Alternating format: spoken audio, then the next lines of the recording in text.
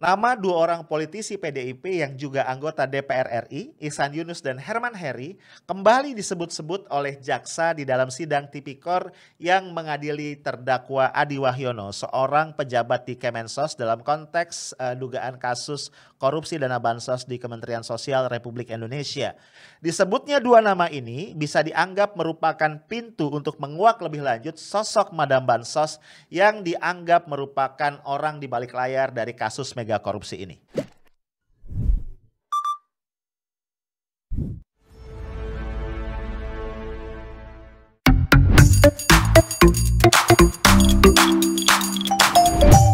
Halo guys, kita ketemu lagi hari ini di Lunch Break edisi hari Selasa 9 Maret 2021. Sengaja gue datang lebih awal, agak siang untuk nemenin lu rehat sebentar di siang hari ini dari segala kesibukan lu dari sejak tadi pagi ya. Yuk kita ngobrol-ngobrol lagi tentang kasus korupsi bansos di Kemensos ya. Kita angkat lagi supaya ini tidak hilang ditiup angin ya. Sekaligus kita mengawal KPK untuk menuntaskan kasus ini agar sampai ke ujungnya. Kita nggak boleh lupa ya, kalau kita bicara performance kinerja dalam pemberantasan korupsi ya, yang satu adalah pengungkapan sampai tuntas ya, sehingga pelaku-pelakunya, aktor intelektual ini bisa diangkat semua, bisa diciduk semua gitu ya. Dan yang kedua adalah penuntutan dengan hukuman maksimal yang menimbulkan efek jera, tentunya saja sesuai dengan peraturan perundang-undangan yang berlaku. Nah itu dua kriteria kalau kita bicara pemberantasan korupsi yang berkualitas ya. Nah guys, ini ada beberapa fakta yang relatif baru yang cukup menarik. Ini ada dua pejabat di Kemensos yang kemudian mengaku menerima sepeda Brompton dari salah satu anak buah Juliari Peter Batubara yaitu Adi Wahyono. Kita tahu Adi Wahyono ini sudah tertangkap menjadi tersangka dan bahkan dimulai proses persidangannya ya, karena dia ini adalah pejabat pembuat komitmen ya yang terlibat dalam kasus ini. Nah, pejabat di Kemensos yang mengaku menerima sepeda Brompton itu adalah Sekjen ya Pak Hartono dan juga Dirjen Perlindungan dan Jaminan Sosial Pak Pepen Nazarudin. Ya, dua-duanya menerima itu. Ini menarik karena kita tahu bahwa sepeda Brompton ini memang kerap disebut-sebut ya dalam rekonstruksi kasus yang dilakukan oleh KPK sebelumnya. Nah, selain urusan sepeda Brompton guys, ada fakta menarik lainnya. Sebelumnya publik ya setelah diungkap oleh ICW dan YLBHI itu sempat ribut ya, sempat gaduh karena apa? Nama seorang kader PDIP yaitu Ihsan Yunus itu raib dari surat dakwaan jaksa ketika mendakwa Harifan Sidabuke di Pengadilan Tipikor Jakarta. Ya, Harifan Sidabuke ini kan pihak swasta yang didakwa memberikan suap kepada Ihsan Yunus. Walaupun tidak langsung diterima memang, tapi melalui perantara orang kepercayaan Ihsan Yunus yaitu Agustri Yogaswara alias Yogas. Ya, tapi kemudian nama Ihsan Yunus nggak disebutkan sama sekali dalam surat dakwaan jaksa. Nah, yang gue sebut menarik ini adalah ternyata ketika jaksa ini mendakwa Adi Wahyono ya dalam proses persidangan itu kemudian nama Ihsan Yunus ya kader PDIP tadi yang juga adalah anggota DPR RI ini kembali disebutkan, kembali muncul bersama juga sejawatnya yang juga pimpinan di salah satu komisi DPR RI yaitu Herman Heri. Dan kedua orang ini disebutkan jelas-jelas menjadi penerima atau yang mendapatkan jatah jumbo dalam pengadaan paket-paket sembako yang merupakan paket bansos dari Kemensos. Ini yang gue bilang sangat-sangat menarik ya. Jadi nama-nama mereka ini muncul kembali. Ya, sebelumnya kan publik sempat khawatir ya. Ini jangan-jangan ada tendensi bahwa KPK berusaha untuk membatasi, bukan KPK-nya ya. Jadi adalah pihak-pihak yang berusaha untuk membatasi agar kasus korupsi bansos di Kemensos ini berhenti sampai Juliari Batubara dan tidak kemudian menyentuh orang-orang di level yang lebih tinggi.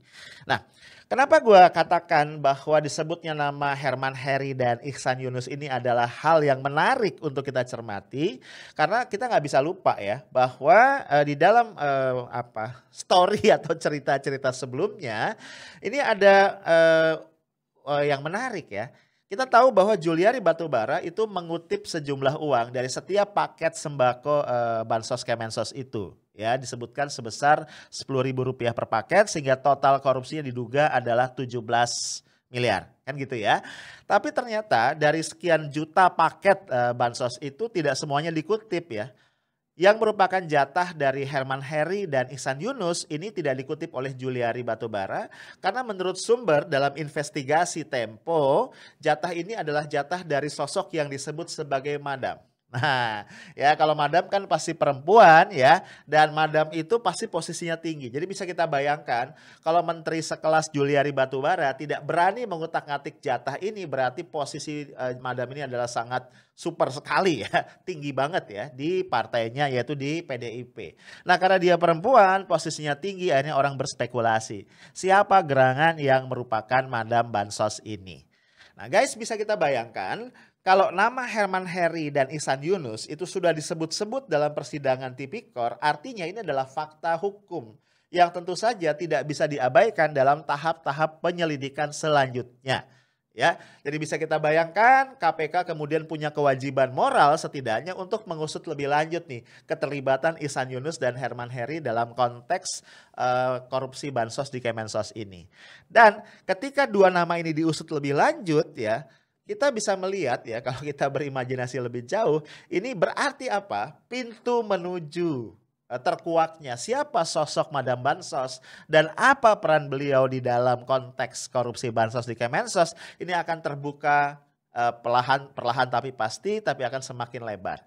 Jadi bisa jadi ya kita boleh berharap ya guys bahwa kasus ini tidak akan berhenti pada Juliari dan besok-besok kita akan mendengar adanya tersangka-tersangka baru. Ya mungkin saja ya 2 orang anggota DPR RI tadi dan juga kemudian terus ya mengarah kepada Madam Bansos. Nah guys di luar sana beberapa pihak kemudian melakukan analisis-analisis ya spekulasi lah. Kita sebelumnya tahu ya salah satu yang paling fenomenal kalau berkaitan dengan korupsi yang melibatkan anggota dewan ya, anggota DPR RI adalah tertangkapnya dan kemudian dihukumnya Setia Novanto, politisi Golkar, waktu itu adalah ketua Golkar ya, yang sekarang sedang nyantri di Sukamiskin, di penjara Sukamiskin Bandung ya, gara-gara kasus korupsi. Waktu itu akhirnya orang mengatakan ya Setia Novanto yang sebelumnya dilindungi oleh kekuasaan, kemudian pihak rejim ini lepas tangan. Sehingga kemudian pihak penegak hukum bisa bebas untuk memproses kasusnya. Nah, akhirnya dugaan serupa ini juga dikaitkan dengan keberadaan Madam Bansos.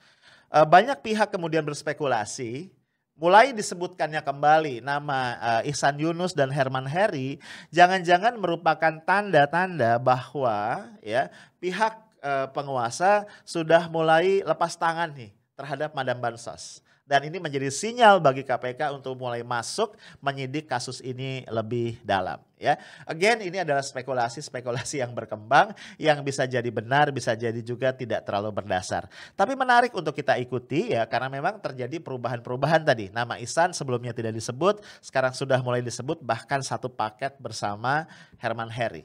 Tapi guys, yang perlu kita cermati juga situasi-situasi seperti ini rawan untuk tawar-menawar atau bargaining. Ya, kita tahu ya bahwa tokoh-tokoh politik kita ini saling mengunci. Ya nggak sih? Yang satu diancam dengan kasus X ya, yang satu diancam lagi dengan kasus yang lain ya. Misalnya banyak orang mengatakan bahwa Pak Abu Rizal Bakri itu diancam ya dengan kasus lumpur Sidoarjo misalnya, tahu ya lumpur porong masih ingat ya. Kemudian ada lagi yang lain nanti diancam lagi dengan kasus korupsi apa gitu ya. Nanti kalau macam-macam akan dibuka dan seterusnya. Nah guys, selama sekian tahun ini sebenarnya yang membuat demokrasi kita tidak sehat. Ya, para elit itu saling mengunci di antara mereka sehingga apa? Sehingga yang dirugikan adalah sebenarnya rakyat gitu ya. Ketika ada seorang elit politik ya yang itu terjerat kasus hukum lalu orang bertanya-tanya, wah ini kayaknya nih dibuka nih ya, kayaknya terjadi pelanggaran pada kesepakatan ya sehingga borok-boroknya di masa lalu akan dibongkar. Nah ini menurut gua guys sekali lagi yang merupakan PR kita ke depan karena kalau ini dibiarkan terus ya akhirnya ya korupsi yang sangat mengkhawatirkan itu justru adalah korupsi politik ya, di mana para elit kita terjebak di dalamnya ya, sehingga kemudian tadi ya saling mengunci, ya saling bargain, dan tentu saja dalam kondisi seperti ini kita tidak akan bisa mengharapkan lahir demokrasi yang sehat yang mensejahterakan masyarakat kita. Nah, guys, ke depan ya kita akan terus memantau, karena bagaimanapun korupsi bansos di Kemensos adalah salah satu korupsi yang paling fenomenal dalam artian yang paling jahat. Ya, lu bayangin yang dikorupsi itu adalah dana untuk masyarakat miskin yang harusnya diberikan kepada mereka sepenuhnya agar memberikan harapan untuk survive dalam kondisi musibah pandemi COVID-19 yang luar biasa menekan ini. Tapi ternyata dana itu kemudian juga masih dikorupsi oleh pejabat-pejabat yang terkait yang menunjukkan rendahnya moralitas dalam berpolitik dalam penyelenggaraan negara. Oleh karenanya guys, kita harus terus mendorong KPK untuk mengusut kasus ini dan berlepas diri dari segala bentuk tekanan politik dan juga permainan-permainan politik yang memang merupakan makanan sehari-hari dari para politisi. Ya, KPK punya kewajiban untuk membuktikan kebenaran dari jaminan Pak Firly Bahuri bahwa KPK tidak dilemahkan dan KPK tidak bisa dilemahkan. Kita baru akan bernafas lega ya kalau sosok-sosok misterius ya di balik korupsi bansos di Kemensos ini bisa dikuak dengan seterang-terangnya oleh KPK. Dan Madam Bansos adalah salah satu di antaranya ya. Pernah juga disebut nama anak Pak Lurah misalnya, kita juga sudah nggak dengar lagi ya dalam konteks penyediaan goodie bag ya. Itu juga KPK tidak ada suaranya lagi tuh ya, klarifikasinya seperti apa. Oh ya, satu lagi guys, gue ingin mengingatkan bahwa di change.org itu ada petisi hukum mati Juliari Batubara, koruptor bansos COVID-19. Gue berharap lu berkenan untuk join memperkuat petisi ini agar tekanan, agar dorongan kita, agar kasus dituntaskan bisa semakin kuat ya. Gue tinggalin linknya di kolom chat, di kolom komentar. Ya itu aja dari gue guys, stay tough, smart, and professional. Assalamualaikum warahmatullahi wabarakatuh.